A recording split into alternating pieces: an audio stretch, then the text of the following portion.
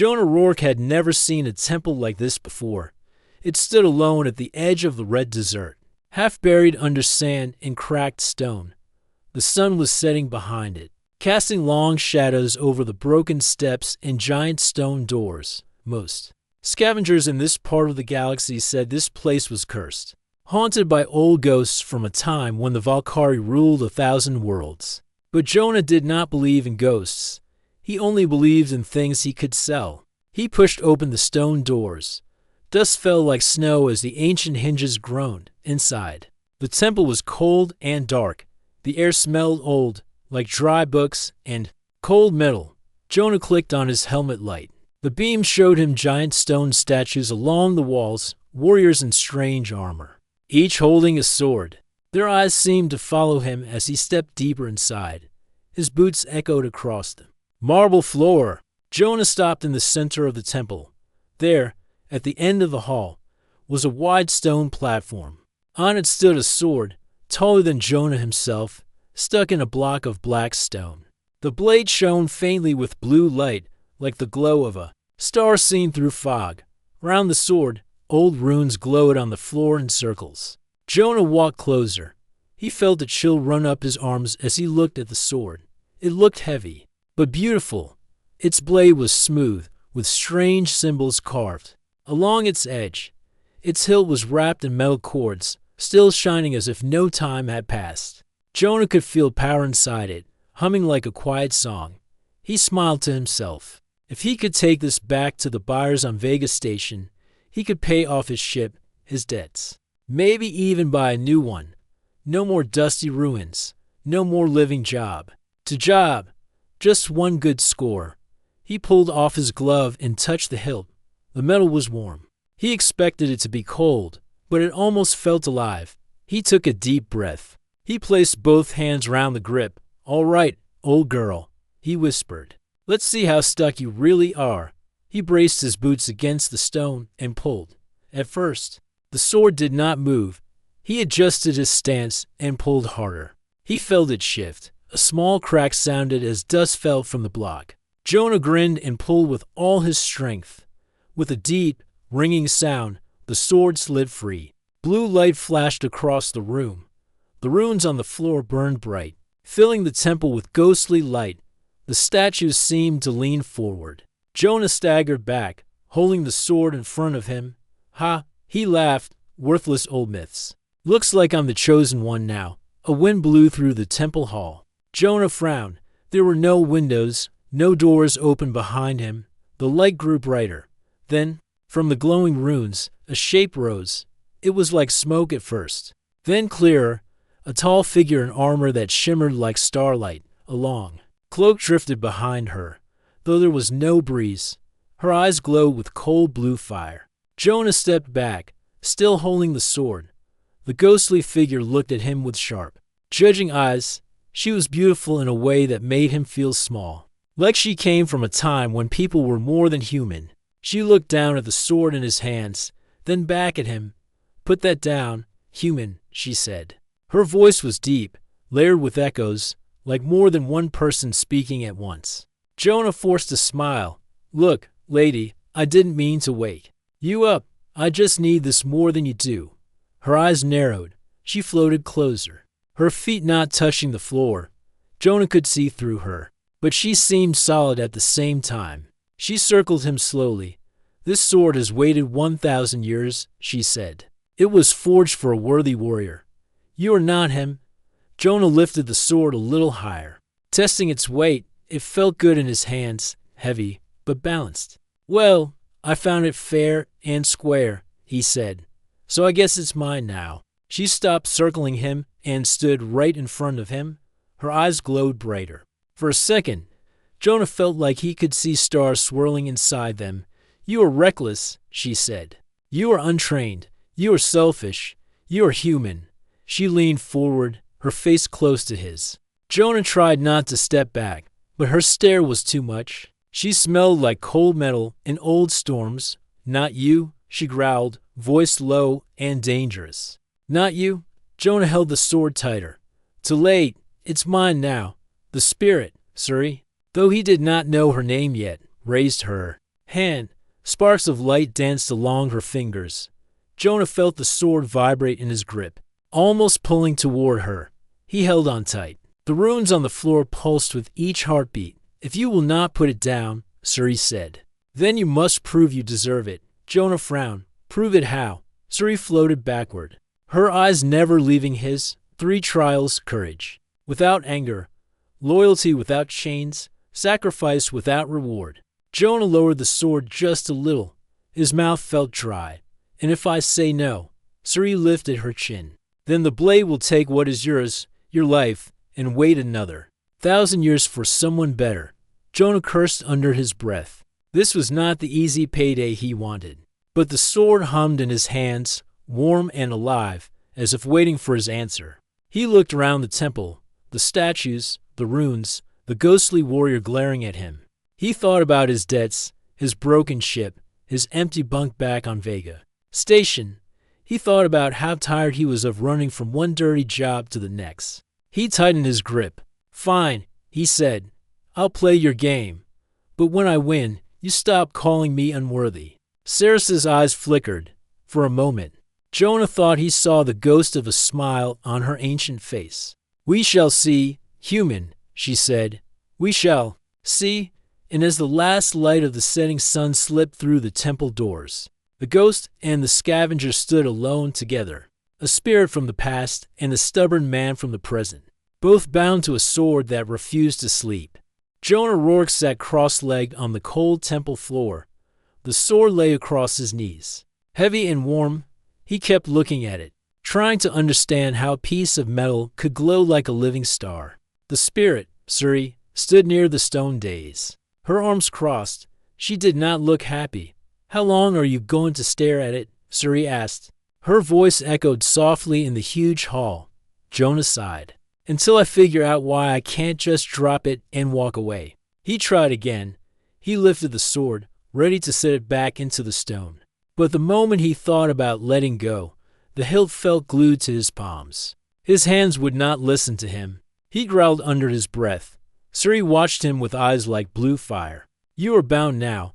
The blade's energy is linked to yours. If you run, it will drain you dry to keep itself alive." Jonah frowned. "That's not fair. I didn't ask for this." Suri stepped closer. Her ghostly boots made no sound on the marble floor. "Many warriors asked for this. They trained for years. They sacrificed. They died hoping to be chosen. You just wandered in for treasure." Jonah met her eyes. He was tired of feeling small in front of this spirit. He leaned back against a broken pillar. "Maybe that's what's left in the galaxy, lady. No heroes, just people trying to get by." Suri studied him in silence for a moment. Jonah thought she might strike him with her ghostly hand. But instead, she turned away and looked at the giant statues that lined the walls. "The Valkyrie believed only the worthy could hold this blade," she said softly. "It shows a warrior strong in mind, pure in heart, brave in spirit." Jonah snorted. "Well, tough luck. I'm none of those things." Suri glanced at him, her eyes sharp again. "Perhaps not yet." Jonah frowned. "What's that supposed to mean?" She turned fully to him now, her cloak flowing around her like mist. "You agreed to my trials. You will complete them, or the sword will find a new bearer after you are gone." Jonah pushed himself up, sword still in hand. "Fine. What's first?" Suri lifted her chin.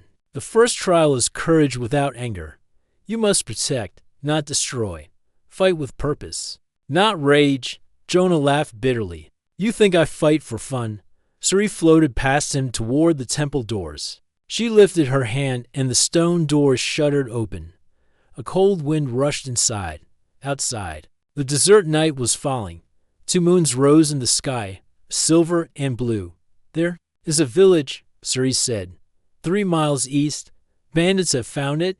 They will come at dawn." Jonah tightened his grip on the sword.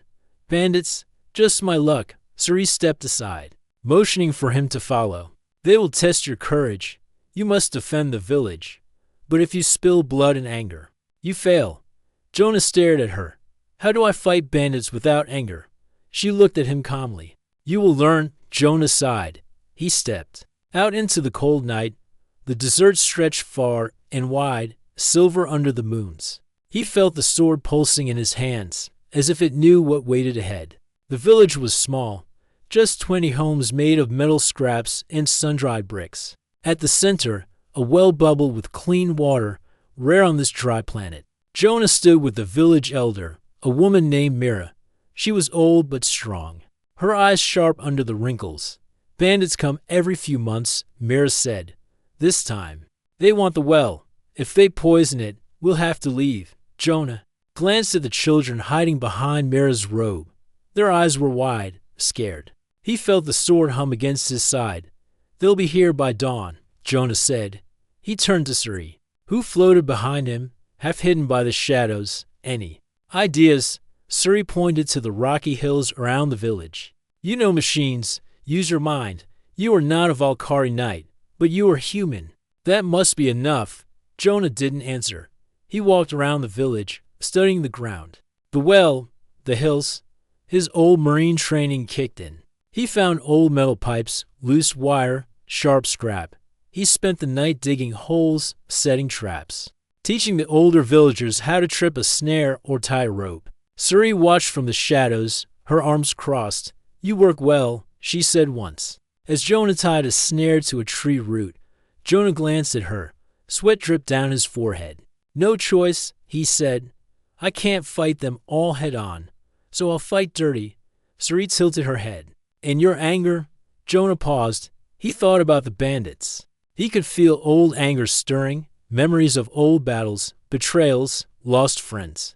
I don't want revenge, he said quietly. I just want these people safe. Suri did not smile, but her eyes softened. Good. When dawn came, the bandits arrived on rusty bikes and crawler trucks. They carried old rifles and sharp knives. They laughed as they circled the village. Jonah stood alone at the well, sword resting on his shoulder.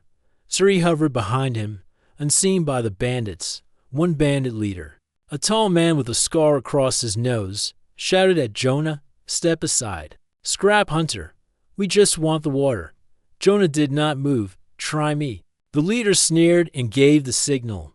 The bandits charged, but Jonah was ready. A hidden tripwire caught the first crawler, flipping it over. The next ran into a pit, he covered with old cloth and sand. As the rest jumped from their bikes, villagers pulled ropes that dropped rocks and nets from the hills. Jonah moved through the chaos, using the flat of the blade to knock weapons from hands. He swung it wide, but never struck to kill. Once, anger rose up when a bandit almost stabbed a young boy, but Jonah forced himself to calm down. He disarmed the bandit and tied him up instead. Suri watched it all, her ghostly form drifting behind him. When the last bandit ran, crying for his mother, Jonah stood alone by the well, breathing hard. He looked at Suri. She gave him a slow nod. You did not kill in anger, she said. You protected. You controlled your rage. Jonah wiped sweat from his brow. So, that's one down. Suri floated closer. Her blue eyes glowed softly in the morning light. One down, she agreed, to remain. Jonah looked at the village children who now peeked out from behind huts. They ran to the well, laughing. He felt the sword hum warmly in his hand. Good, Jonah said, forcing a tired smile, because I'm not planning on dying yet. The sun was high in the sky when Jonah left the village behind. The people waved as he walked away, some calling out blessings for his safety. Jonah only lifted his hand in return. He did not feel like a hero. His legs were tired, his arms ached, and the sword weighed more than ever.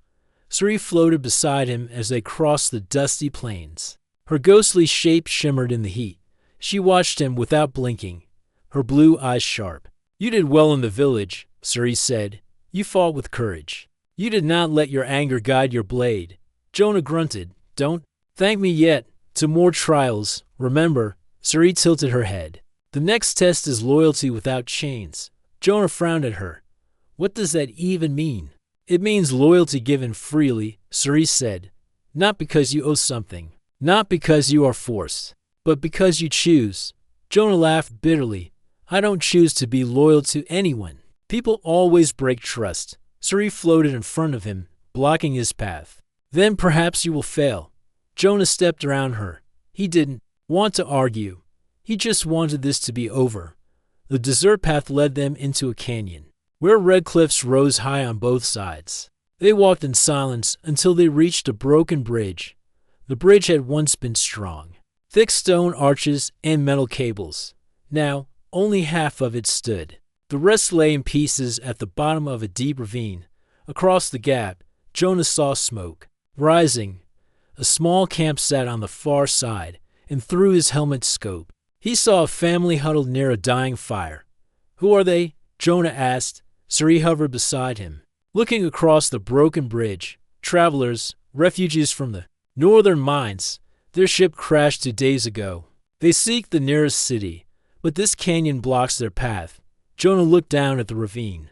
It was deep, too deep to climb down and up again quickly.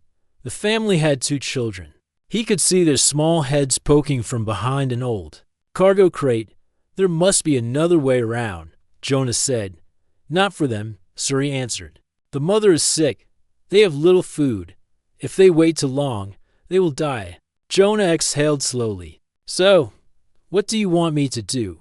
Suri looked at him. "There are old bridge parts below. If you climb down, you can fix it enough for them to cross." Jonah stared at the deep drop. He felt sweat on his back despite the wind. "And what if I slip? Then you fall," Suri said softly.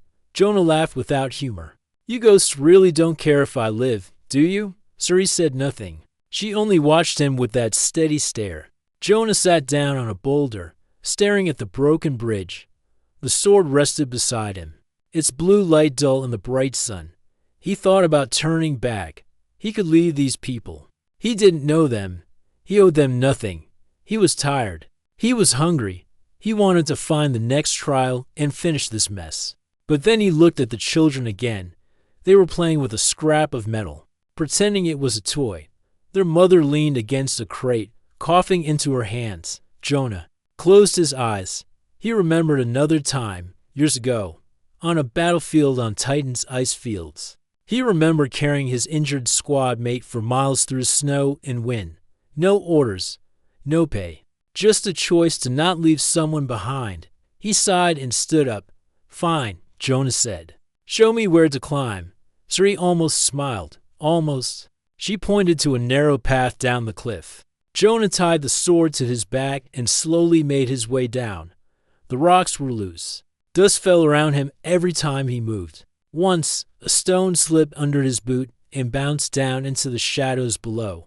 Halfway down, he found the broken bridge pieces, heavy beams of metal, cables twisted like old vines. He wiped sweat from his forehead and began to work. He tied cables together with wire from his pack. He hammered old bolts back into cracked stone. Once, his hand slipped, cutting his palm on sharp metal. He hissed in pain but kept working. Above him, Suri drifted on the canyon edge. She said nothing. She only watched. Hours passed.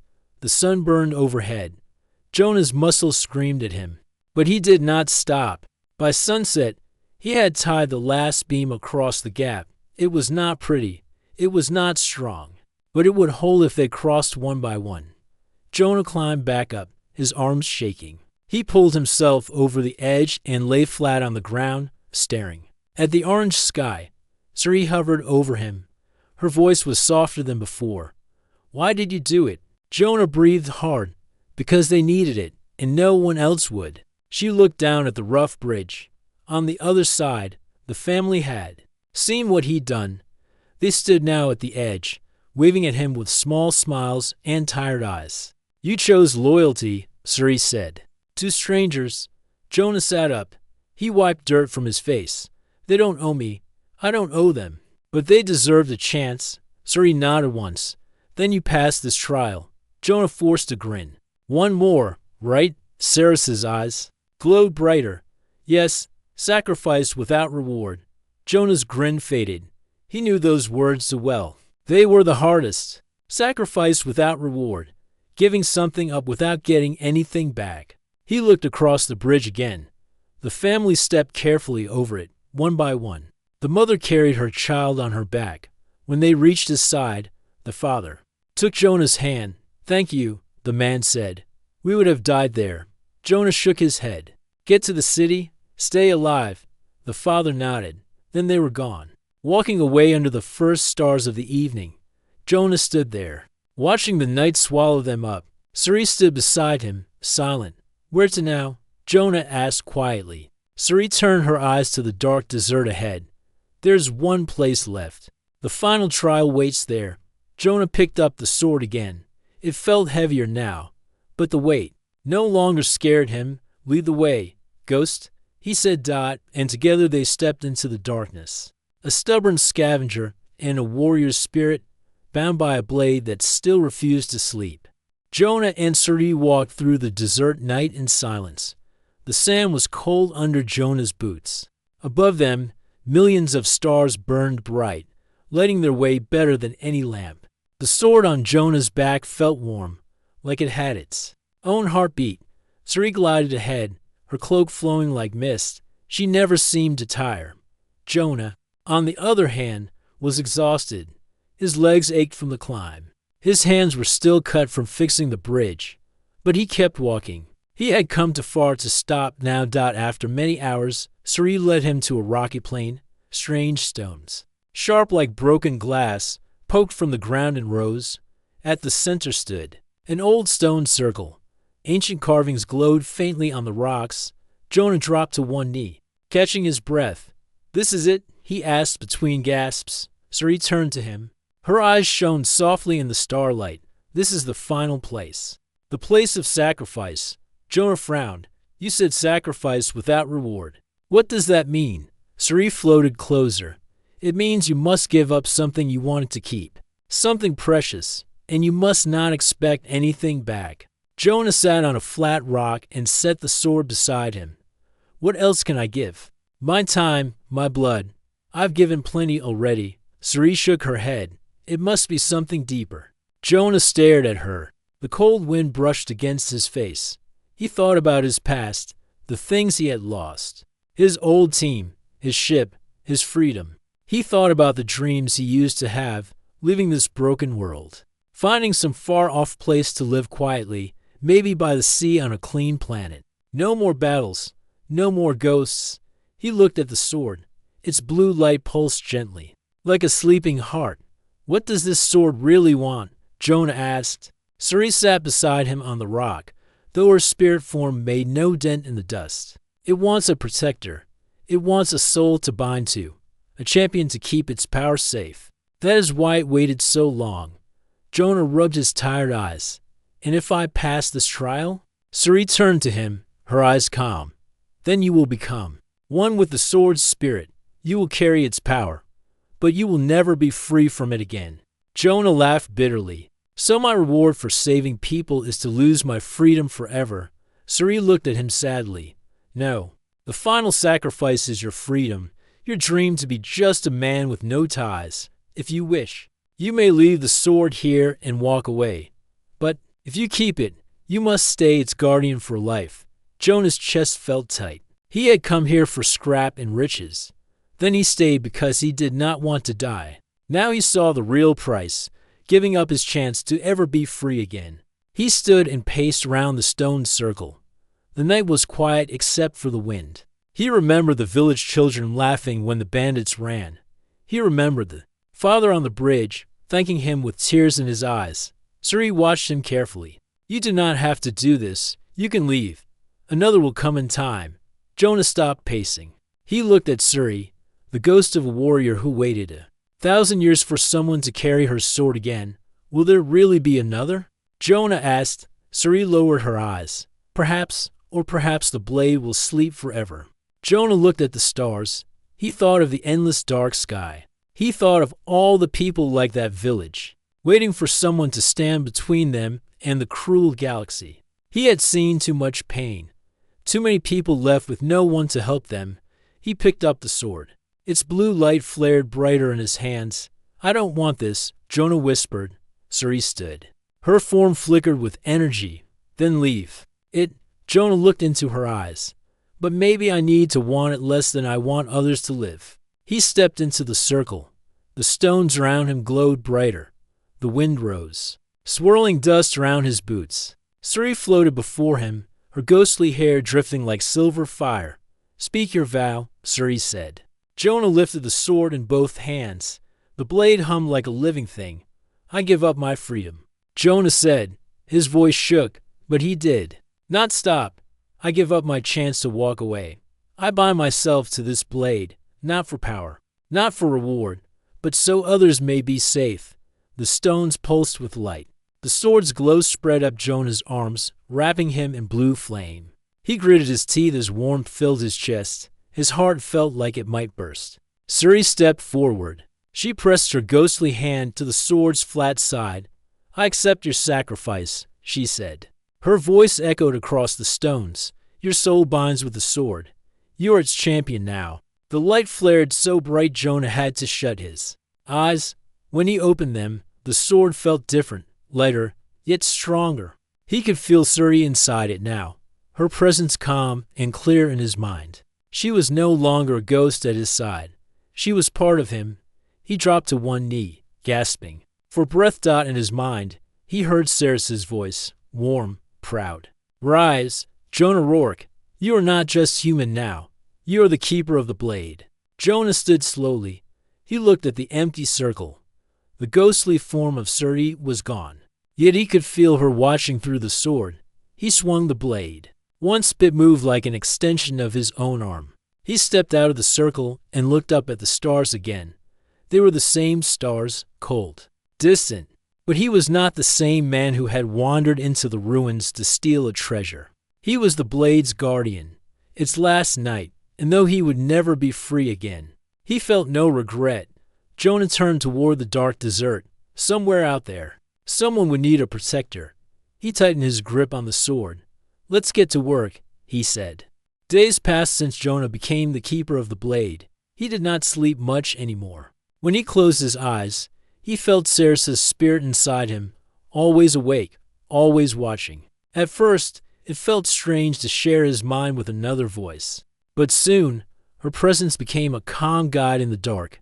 Jonah crossed the endless desert, walking toward the broken city. Suri told him that this place was once her kingdom's greatest fortress. Now, it was only dust and stone ruins, full of people who had nowhere else to go. Thieves, lost families, and wanderers lived in the shadows of cracked towers and old machines. As Jonah reached the city's edge, he saw walls made from scraps of metal and stone.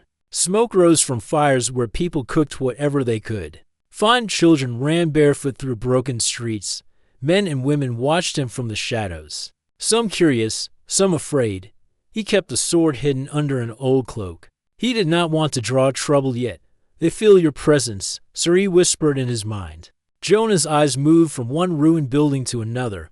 I can tell, he answered back. Why did you bring me here, Suri? Because here, you will find the first test of your promise, she said. This city has no law, no ruler. The strong hurt the weak.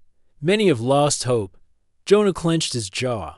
He had seen places like this before, on Titan, on Mars, on drifting colony ships. The same story, the poor left behind, the cruel taking what they wanted. As he walked deeper into the city, people followed him from a distance. Some were only curious. Others watched him like wolves eyeing a lost sheep. Jonah stopped near an old fountain. Water dripped from a broken pipe into a cracked stone basin. A little girl, no older than 10, was filling a rusty pot with the dirty water. She looked up at Jonah, her face thin and pale. Hello, Jonah said gently. The girl jumped back, gripping her pot tight. She looked ready to run. It's okay, Jonah said. He took off his pack and pulled out a sealed water pouch. He knelt and held it out to her. This is clean. Take it. The girl's eyes widened. She stepped forward slowly, took the pouch with both hands, and hugged it to her chest. Without a word, she ran back down an alley and vanished into the shadows. She will tell others, Suri said. Good, Jonah answered. Maybe they'll see I'm not here to steal from them. He stood and looked around. More eyes watched him now. Old men, hungry boys with sharp sticks, mothers with tired faces. They all waited to see what this stranger would do next. Before he could move, a shout broke the silence. A man staggered into the street, pushing through a crowd. He was tall and thin, his hair long and wild. In his hand, he held a metal rod like a club. Behind him, 3 men dragged another man. Beaten and bloody, through the dust, the beaten man's hands were tied, his eyes swollen shut. The wild-haired man pointed his rod at Jonah. "You, new face. This is my street. You want to walk here. You pay." Jonah said nothing. He pulled back his cloak just enough for the wild-haired man to see the sword's hilt. The man's eyes flicked to the blade and then back to Jonah's calm face. "I don't pay bullies," Jonah said. The crowd backed away, giving the 2 men space. Some climbed onto broken cars to watch. They smelled a fight coming. The wild-haired man laughed. "You think you're strong with that old toy. This is my city. I take what I want." He lifted his club and stepped forward. The men dragging the beaten prisoner dropped him and moved behind their leader. Jonah sighed. He did not want to hurt these people, but he could not let them keep hurting others either. "Suri," he said inside his mind. "Stay with me, always," she answered. The wild-haired man lunged. Jonah stepped aside, faster than the man expected. He grabbed the man's wrist, twisted, and threw him to the ground. The club clanged on the broken street. The man's friends ran at Jonah. One swung a knife. Jonah blocked with his arm, grabbed the man's coat, and slammed him against a wall. The other ran at Jonah from behind, without turning. Jonah drew the sword an inch from its sheath. A blue light flickered, enough to make the man freeze in his tracks.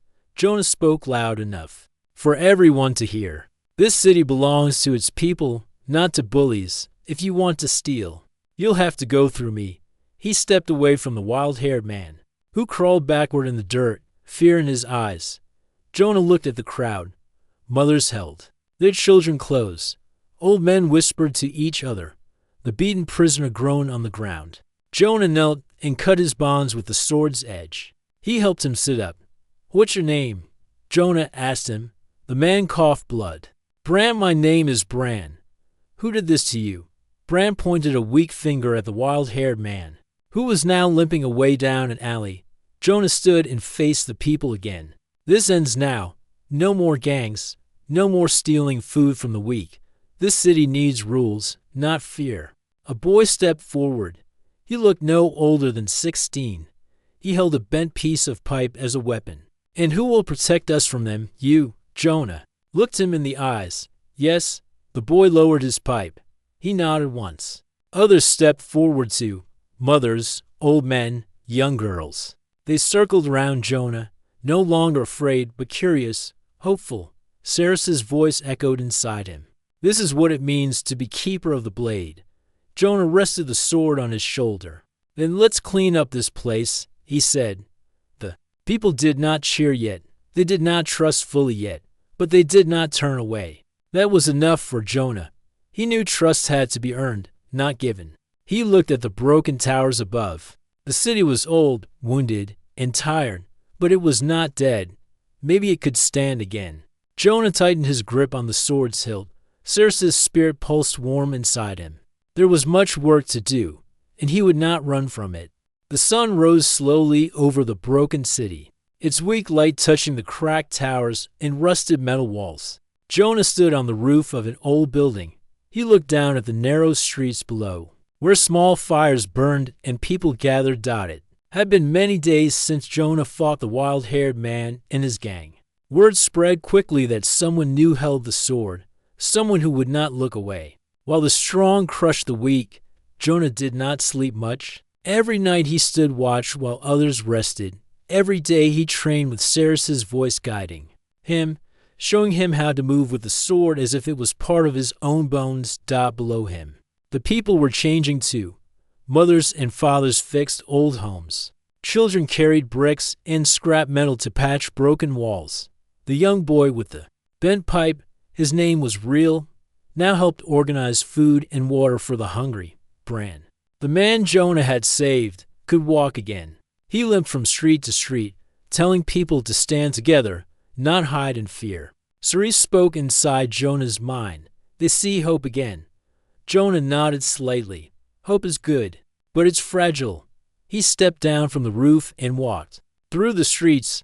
People greeted him with cautious smiles. Some bowed their heads. Others touched the sword's hilt when he passed, as if it was holy. Jonah did not like that, but he did not stop them when he reached the old fountain. He saw the little girl he had given the clean water to. She was helping Reel pour fresh water into clay pots. For the people waiting in line, Jonah watched her. For a moment, she noticed him and smiled wide. Waving at him, he waved back. Bran came up beside him. His face was still bruised, but his eyes were bright. "You did this," Bran said. "You brought them together." Jonah shook his head. "I only gave them a reason. They did the rest." Bran looked up at the towers. "Word will spread further than this city. Others will come. Some will come to help. Others will come to break. What we build." Jonah touched the sword's hilt. "Then we stand ready." Suddenly, a shout came from the edge of the square. A young man ran toward them, his boots slapping the broken stones. He was out of breath, but his eyes were wide with fear. "Riders," he gasped. "Armed riders at the south gate. Dozens. They have machines, old war bikes. The people in." The square froze. A mother pulled her child close. Reel gripped his pipe tighter. Bran looked at Jonah, fear in his eyes. "Who are they?" Bran asked. Jonah felt Cerys's calm in his mind. "Raiders," she said. "They smell weakness. They think the city is an easy meal." Jonah turned to the people gathered in the square. He spoke loud enough for everyone to hear. "Get the children inside. Hide the sick and the old.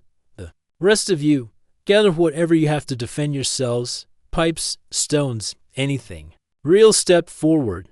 "What about you?" Jonah drew the sword. Its blue light glowed in the morning sun. "I will meet them first." He walked through the crowd, people parting for him like water round a rock. Some touched his arm as he passed. Some whispered prayers. At the south gate, really just a broken bus turned sideways with metal sheets welded to it. Jonah climbed to the top and looked out. Dust clouds rose on the desert road. Dark shapes appeared, old motorbikes with spikes and armor plates welded on. Men and women rode them, wearing old helmets and ragged clothes. They carried spears, guns, and clubs. At their front rode a huge man on the biggest bike. His shoulders were wrapped in fur, and he wore a mask of metal.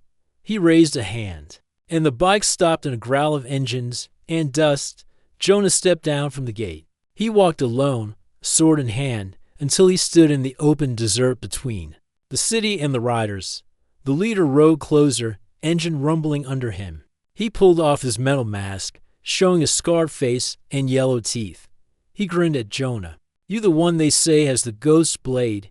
he asked. Jonah said nothing. He just lifted the sword so the blue light shone bright under the morning sun. The leader laughed. "Good. That means you're the first to die. This city belongs to us now. Walk away, and maybe I let you live." Jonah looked at the man calmly. "No." The leader's grin faded. He nodded once, like he respected Jonah's answer. Then he lifted a hand, and the riders behind him roared and charged. Jonah took a deep breath. Cerys's voice filled his mind, calm and clear. "I am with you." The first bike came at him fast. Jonah stepped aside, swinging the blade in a smooth arc. Blue light flashed. The bike's front wheels snapped like dry wood. The rider flipped into the dirt. Another came, swinging a spear. Jonah ducked, spun, and struck. The spear broke. The rider fell. The ground shook as the rest roared around him. Jonah's heart pounded like a drum. But he did not feel fear. Suri moved with him, her spirit, her strength, guiding his feet, his hands, his strikes. Behind him, the people of the city poured through the gate. Bran, Reel, mothers and fathers. Armed with pipes, sticks, rocks, they stood behind Jonah, shouting, pushing back against the raiders who tried to break through. The leader rode straight at Jonah now, swinging a heavy chain. Jonah raised the sword. The chain wrapped around the blade, sparks flying. Jonah pulled hard. The leader lost balance, fell from his bike. They faced each other in the dust. The leader pulled a short blade from his belt and lunged. Jonah met him head on. The clash was loud. Metal rang like thunder. In Jonah's mind, Suri spoke. "Do not hold back." Jonah stepped forward, twisted, and brought the sword down. In one clean motion, the leader's blade snapped in half. He fell to his knees. Staring at the broken metal in disbelief, Jonah pointed the sword at his throat. "Leave, or stay and answer to all of us." The leader looked past Jonah, at the people standing behind him, ready to fight for their city. He saw no fear in their eyes, only fire. He dropped his broken blade in the sand. Then he crawled back to his bike, climbed on, and rode away. One by one, the other raiders turned and fled after him, leaving behind broken bikes and fear in the dirt. When it was over, Jonah turned to the people. They stood silent at first, then a cheer rose. Soft at first, then louder and louder. Children laughed, mothers cried. Reel ran to Jonah and hugged him. Bran raised his fist high. "Keeper of the blade," he shouted. The people took up the cry. "Keeper of the blade! Keeper of the blade!" Jonah lowered the sword. He looked at the rising sun over the city. It was still broken, but now it had hope, and as long as he stood, it would have a protector. Inside him, Ceres' spirit whispered, warm and proud, "Not you. Human, perhaps I was wrong." Jonah smiled. "No, you chose well." And with that, the keeper of the blade turned toward his people and toward a new dawn.